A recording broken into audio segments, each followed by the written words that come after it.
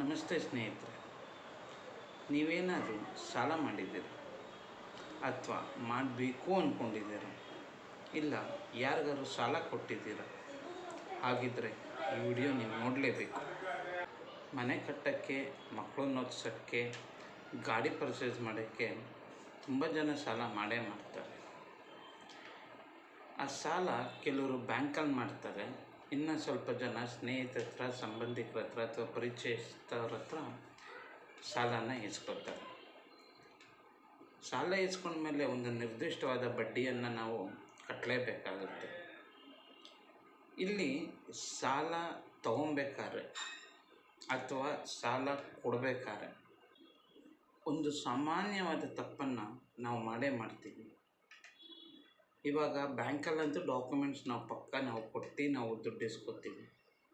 ಈ ಸ್ನೇಹಿತರ ಹತ್ರ, ಸಂಬಂಧಿಕರ ಹತ್ರ ಅಥವಾ ಪರಿಚಯ ಇರೋರ ಹತ್ರ ನಾವು ಸಾಲ ಈಸ್ಕೊಬೇಕಾದ್ರೆ ಅಥವಾ ಅವ್ರಿಗೆ ನಾವು ಸಾಲನ ಕೊಡಬೇಕಾದ್ರೆ ಏನೋ ರೈಟಿಂಗಲ್ಲಿ ಒಂದು ಲೆಟರ್ನ ಬರ್ಸ್ಕೊತೀವಿ ಅಥವಾ ಒಂದು ಚೆಕ್ನ ನಾವು ಇಸ್ಕೊಬೋದು.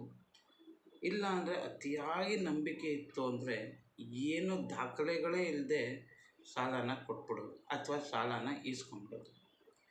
ಇದು ಮಾಡ್ತಾ ಇರೋದು ದೊಡ್ಡ ತಪ್ಪು. ಏನಕ್ಕೆ ಅಂತ ಹೇಳ್ತೀನಿ. ಈಗ ಒಂದು ತಂದೆ ಮಕ್ಕಳನ್ನ ಓದಿಸಬೇಕು ಅಥವಾ ಮನೆ ಕಟ್ಟಬೇಕು ಅಂತನೋ ಅಥವಾ ಇನ್ನೇನೋ ಒಂದು ಉದ್ದೇಶದಿಂದ ಸ್ನೇಹಿತರ ಹತ್ರ ಸಾಲ ಇಸ್ಕೊತಾರೆ ಅಂತ ಅಂದ್ಕೊಳ್ಳೋಣ. ಸ್ನೇಹಿತರ ಹತ್ರ ಸಾಲ ಇಸ್ಕೊಬೇಕಾದ್ರೆ ಅವರು ಮನೆಯವ್ರಿಗೆ ತಿಳಿಸಲ್ಲ. ಕಾರಣ, ನಾನು ಮನೆ ಯಜಮಾನ, ನಾನು ಯಾಕೆ ಮನೆಯವ್ರಿಗೆಲ್ಲ ಹೇಳಿ ನಾನು ಇದು ಮಾಡಬೇಕು, ನಾನು ಸಾಲ ತೊಗೊಂಡಿದ್ದೀನಿ ಅಂತ ಗೊತ್ತಾರೆ, ನನ್ನ ಮಕ್ಕಳೇನು ಅಂದ್ಕೊಳ್ಳಲ್ಲ, ಹೆಂಡತಿ ಏನು ಅಂದ್ಕೊಳ್ಳಲ್ಲ ಅನ್ನೋ ಒಂದು ಮನೋಭಾವದಿಂದ ಅವರು ಮನೆಯಲ್ಲಿ ಹೇಳಲ್ಲ. ಮತ್ತು ಸಾಲ ಕೊಡೋರು ಅಷ್ಟೇ, ಸಾಲ ಕೊಡಬೇಕಾದ್ರೆ ನನ್ನ ಸ್ನೇಹಿತ ತಾನೆ, ನಮ್ಮ ಸಂಬಂಧಿ ತಾನೆ, ಬಿಡು ಕೊಡ್ತಾನೆ, ಎಲ್ಲೋಯ್ತಾನೆ ಅಂತ ಅಂದ್ಬಿಟ್ಟು ಅವರು ಕೂಡ ಅವರ ಮನೆಯವ್ರಿಗೆ ತಿಳಿಸ್ದೆ ಅಥವಾ ಅವ್ರ ಹೆಂಡತಿಗೆ, ಅವರ ಮಕ್ಕಳಿಗೆ ತಿಳಿಸ್ದೆ ಸ್ನೇಹಿತನಿಗೆ ಸಾಲ ಕೊಟ್ಬಿಡ್ತಾರೆ. ಒಂದು ಸ್ನೇಹಿತರು ಪ್ರತಿ ಫಂಕ್ಷನಲ್ಲೂ ಮೀಟ್ ಆಗ್ತಾ ಇರ್ತಾರೆ, ಪರಿಚಯ ಆಗ್ತಾ ಇರುತ್ತೆ, ಇವ್ರು ಅವ್ರ ಮಕ್ಕಳ ಹತ್ರ ಮಾತಾಡೋದು, ಅವ್ರು ಇವ್ರ ಮಕ್ಕಳ ಹತ್ರ ಮಾತಾಡೋದು, ಸ್ನೇಹ ಸಂಬಂಧ ತುಂಬ ಚೆನ್ನಾಗೇ ಇರುತ್ತೆ. ಇವ್ರೂ ನಿಮ್ಮಪ್ಪ ಸಾಲ ಇಸ್ಕೊಂಡಿದ್ದಾರೆ ಅಂತ ಹೇಳಲ್ಲ ಅಥವಾ ನಿಮ್ಮಪ್ಪ ನನಗೆ ಸಾಲ ಕೊಟ್ಟಿದ್ದಾರೆ ಅಂತ ಈಸ್ಕೊಂಡವರು ಹೇಳಲ್ಲ. ಹೀಗೆ ಮಾಡೋದ್ರಿಂದ ಒಂದು ದೊಡ್ಡ ಅನಾಹುತ ಆಗುತ್ತೆ ಮುಂದೆ. ಅದೇನಪ್ಪ ಅಂತ ಅಂದರೆ, ಪರಿಸ್ಥಿತಿ ಚೆನ್ನಾಗಿದ್ದಾಗ ಸ್ನೇಹಿತರು ಚೆನ್ನಾಗೇ ಇರ್ತಾರೆ. ಆದರೆ ಮುಂದೊಂದು ದಿವಸ ಏನಾದರೂ ಒಂದು ಸಮಸ್ಯೆ ಆದಾಗ ಅಥವಾ ದುಡ್ಡು ಕೊಟ್ಟಿರೋರಿಗೆ ದುಡ್ಡು ಅರ್ಜೆಂಟಾಗಿ ಬೇಕು ಅಂದಾಗ ಇವ್ರ ಹತ್ರ ದುಡ್ಡಿರಲ್ಲ ಕೊಡೋಕ್ಕೆ. ಆವಾಗ ಏನಾಗುತ್ತೆ, ಸ್ನೇಹಿತರ ಮಧ್ಯೆ ಒಂದು ಗಲಾಟೆ, ಜಗಳ ಉಂಟಾಗುತ್ತೆ. ಅಷ್ಟೇ ಅಲ್ಲ, ಈ ಸ್ನೇಹಿತ ಹೋಗಿ ಅವ್ರ ಮನೆ ಹತ್ರ ಜಗಳ ಮಾಡೋದು, ಆಫೀಸಲ್ಲಿ ಜಗಳ ಮಾಡೋದು, ಈ ಥರ ಎಲ್ಲ ನಡೀತಾನೆ ಇರುತ್ತೆ. ಇಲ್ಲಿ ನೀವು ಮಾಡಿರೋ ತಪ್ಪು ಏನಪ್ಪ ಅಂತ ಅಂದರೆ, ನೀವು ಸಾಲ ಈಸ್ಕೊಬೇಕಾದ್ರೆ ಅಥವಾ ಕೊಡಬೇಕಾದ್ರೆ ನಿಮ್ಮ ಮನೆಯವರಿಗೆ ಹೇಳಿ ನೀವು ಸಾಲ ಕೊಟ್ಟಾಗ ಅಥವಾ ನಿಮ್ಮ ಮನೆಯವರಿಗೆ ತಿಳಿಸಿ ನೀವು ಸಾಲ ಇಸ್ಕೊಂಡಾಗ ನಿಮಗೆ ಒಂದು ಸ್ವಲ್ಪ ಉಪಯೋಗ ಏನಪ್ಪ ಅಂತ ಅಂದರೆ, ನೀವು ಸಾಲ ಈಸ್ಕೊಂಡಿರ್ತೀರ, ನಿಮ್ಮ ಮಕ್ಕಳು ದೊಡ್ಡವರಾಗಿದ್ದು ಏನಾದರೂ ಅವರು ದುಡಿತಿದ್ದರೆ ಅಥವಾ ಕಾಲೇಜ್ ಮೆಟ್ಲಲ್ಲಿ ಇದ್ದರೆ, ಕಾಲೇಜಲ್ಲಿ ಓದ್ತಿದ್ರೆ ಅವ್ರಿಗೆ ಅದೊಂದು ಅವೇರ್ನೆಸ್ ಇರುತ್ತೆ. ಏನಪ್ಪ ಅಂದರೆ, ನನ್ನ ತಂದೆದಿಷ್ಟು ಸಾಲ ಐತೆ, ನಾನು ಅದನ್ನು ತೀರಿಸಬೇಕು, ಮಾಡಬೇಕು ಅನ್ನೋ ಒಂದು ಜವಾಬ್ದಾರಿಯ ಮಗನ ತಲೆ ಮೇಲೆ ಇದೆ ಅನ್ನೋದನ್ನು ತಿಳಿಸ್ಬೇಕಾಗುತ್ತೆ. ಇದರಿಂದ ಏನಾಗುತ್ತೆ, ಆ ಒಂದು ಮಗ ತನ್ನ ಉಳಿತಾಯನ ಮಾಡಿ ಅವರ ತಂದೆಯ ಸಾಲವನ್ನು ತೀರಿಸೋಕ್ಕೆ ಪ್ರಯತ್ನವನ್ನು ಪಡ್ತಾನೆ.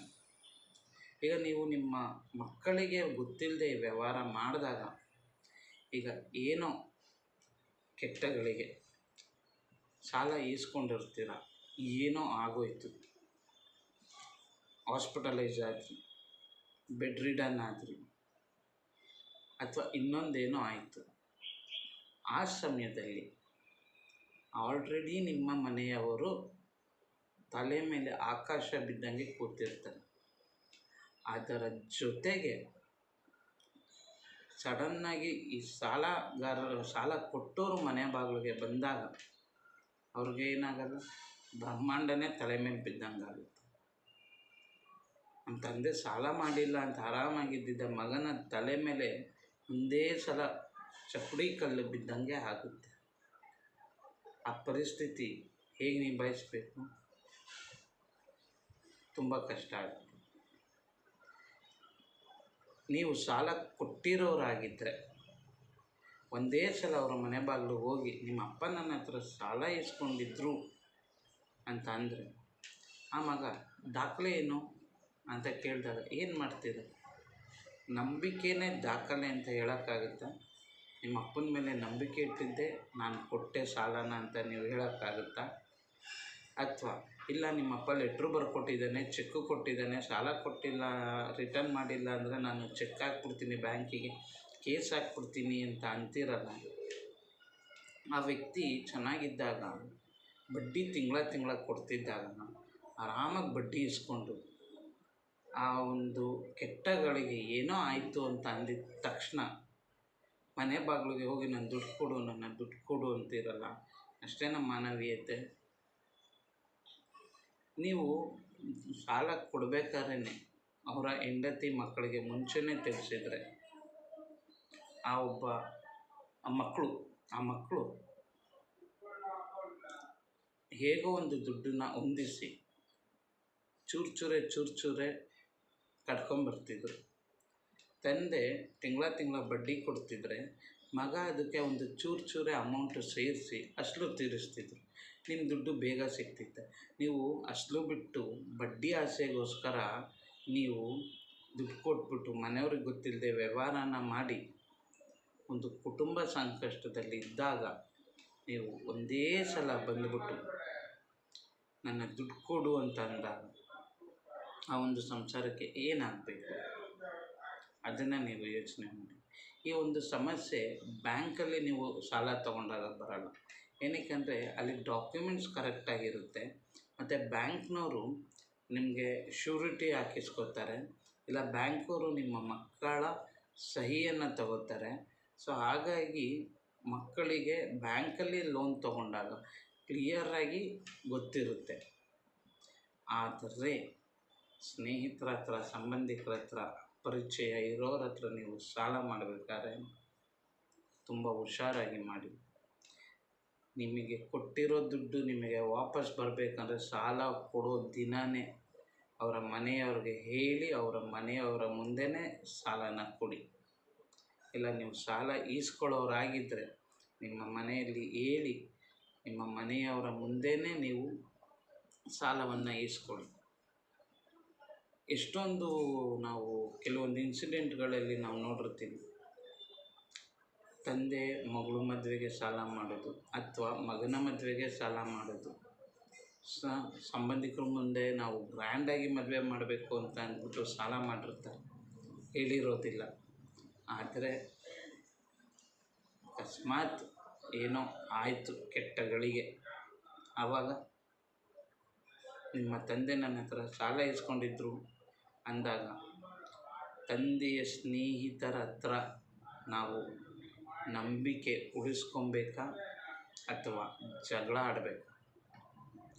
ಕಷ್ಟ ಕಾಲಕ್ಕೆ ನಮ್ಮ ತಂದೆಗೆ ಹೆಲ್ಪ್ ಮಾಡಿರ್ತಾರೆ ಅನ್ನೋ ಋಣದಲ್ಲಿ ಬೀಳಬೇಕಾ? ಇಲ್ಲ ಏನಾದ್ರು ಮಾಡ್ಕೊ, ನೀನು ನನ್ನ ಕೈಲಿ ಕೊಟ್ಟಿಲ್ಲ, ನನಗೆ ಹೇಳ್ದೆ ಕೊಟ್ಟಿಲ್ಲ ಅಂತ ದ್ವೇಷಕ್ಕೆ ಬೀಳಬೇಕು. ಇದು ಒಂದು ಹಂತ ತಲುಪಿದಾಗ ಸಂಬಂಧಗಳನ್ನೇ ಹಾಳು ಮಾಡುತ್ತೆ. ಯಾರೇ ಆಗಿರಲಿ, ಸಾಲ ಕೊಡೋಕ್ಕಿಂತ ಮುಂಚೆ, ಸಾಲ ಈಸ್ಕೊಳ್ಳೋಕ್ಕಿಂತ ಮುಂಚೆ ದಯವಿಟ್ಟು ನಿಮ್ಮ ಮನೆಯವರ, ನಿಮ್ಮ ಮಕ್ಕಳ ಭವಿಷ್ಯವನ್ನು ನೋಡಿ ಸಾಲ ಈಸ್ಕೊಳ್ಳಿ, ಸಾಲನ ಕೊಡಿ. ನೀವು ಸಾಲ ಮಾಡಿ ನಿಮ್ಮ ಮಕ್ಕಳ ಜೀವನ ಹಾಳು ಆಗೋ ಥರ ಮಾಡಬೇಡಿ. ಸೊ ಇವತ್ತಿನ ನನ್ನ ಈ ವಿಚಾರ ನಿಮಗೆ ಇಷ್ಟ ಆಗಿದ್ದರೆ, ಈ ವಿಚಾರ ನಿಮಗೆ ಸರಿ ಅನಿಸಿದರೆ ಒಂದು ಕಮೆಂಟ್ ಮಾಡಿ ತಿಳಿಸಿ. ಅಥವಾ ನನ್ನಿಂದ ಏನಾದರೂ ತಪ್ಪಾಗಿದ್ದರೆ, ಯಾವ ವಿಚಾರವನ್ನು ನಾನು ತಪ್ಪಾಗಿ ಹೇಳಿದ್ದೀನಿ ಅನ್ನೋದನ್ನು ಕೂಡ ಕಮೆಂಟಲ್ಲಿ ತಿಳಿಸಿ. ನೀವು ತಪ್ಪನ್ನು ತಿಳಿಸಿದಾಗಲೇ ಅದನ್ನು ತಿದ್ದಿ ನಡೆಯೋಕ್ಕೆ ನಮಗಾಗುತ್ತೆ. ಥ್ಯಾಂಕ್ ಯು ಸ್ನೇಹಿತರೆ.